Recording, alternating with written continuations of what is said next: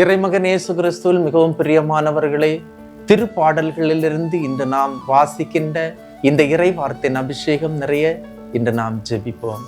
அன்பு தெய்வமே, இந்த இறை வார்த்தையின் அபிஷேகம், ஆற்றல், சக்தி, வல்லமை இந்த பிள்ளைகளுக்கென்று கிடைக்கட்டும்.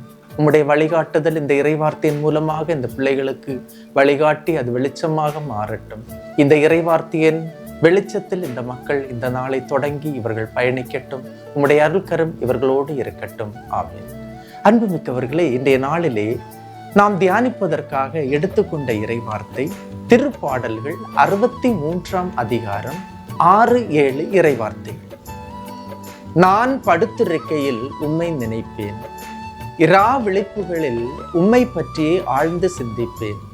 ஏனெனில் நீர் எனக்கு துணையாய் இருந்தீர், உம் இறக்கைகளின் நிழலில் மகிழ்ந்து பாடுகின்றேன். இறைவனின் வார்த்தையை தியானிக்கின்றவர்கள், கடவுளுக்காக இயங்குகின்றவர்கள் மகிழ்ச்சி அடைகின்றார்கள்.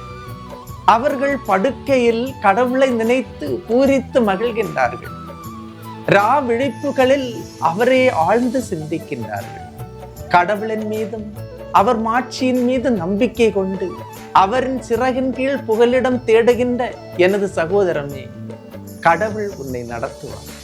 அவருடைய வழிகளை அறியச் செய்வார். உனது கண்ணீரை துடைப்பார். கடந்த வாரத்துல ஒரு ஐயா என்னிடத்துல வந்து அவரு சொன்ன ஒரு முக்கியமான ஒரு செய்தி, ஃபாதர், நான் படுக்கும்போது என்னுடைய கண்களிலிருந்து கண்ணீர் தாரையாக ஊத்துகின்றார். காரணம், என்னுடைய குடும்பத்தை நினைத்த கவலை, என்னுடைய பிள்ளைகளை நினைக்கின்ற கவலை. எனக்கு நிம்மதி இல்லை ஃபாதர். எதிர்காலத்தை நினைக்கும் போது பயமாக இருக்கின்றது. அன்புமிக்கவர்களே, அதிகமான நபர்களிடத்திலே இருக்கின்ற இப்படிப்பட்ட நிலைதான். அவர்கள் படுக்கும்போது தூக்கம் வருவதில்லை.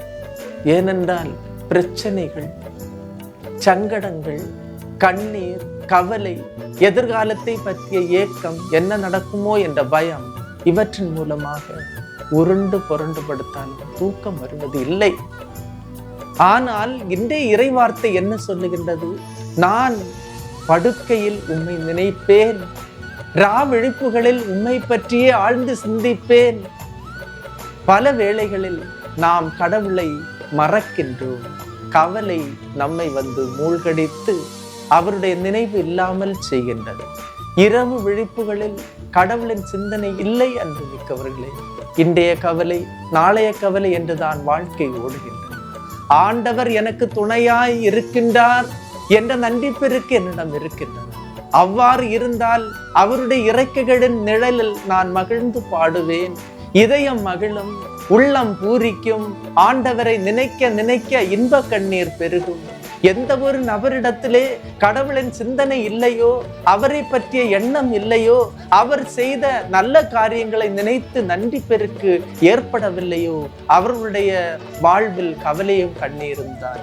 இன்றைய நாளிலே கடவுள் நமக்கு தருகின்ற செய்தி, கடவுள் இன்று நமக்கு துணையாக இருக்கின்றார். அவருடைய நிழலில் நாம் மகிழ்ந்து பாடுவோம்.